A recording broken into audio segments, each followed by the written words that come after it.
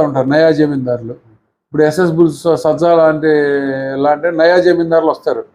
ఇప్పుడు వాళ్ళు బేసిక్గా కింద నుంచి వచ్చినా కూడా నయా జమీందారులు కొత్తగా రియల్ ఎస్టేట్లో అట్లు ఇట్లు 4 సంపాదించుకోగానే పరిగెత్తుకొస్తారు. వచ్చినప్పుడు వాళ్ళకి ఈ పశువు విలువ తెలియకుండా ఒక పశువుని 80 లక్షలకి ₹1,00,00,000 కొనేస్తారు. ఓకే, ఇప్పుడు వీడు కొన్నటువంటి పశువుని గతంలో ఏదో ఒక రైతు దాటి ఉంటాడు. ఇప్పుడు ఉదాహరణ చక్రవర్తో లేకపోతే ఆర్కేనో లేకపోతే మీరో లేకపోతే పిఆర్ఓ ఎప్పుడోసారి కొట్టుంటారు. వాళ్ళు భూపాలు ఎవడోవాడు కొట్టుంటాడు.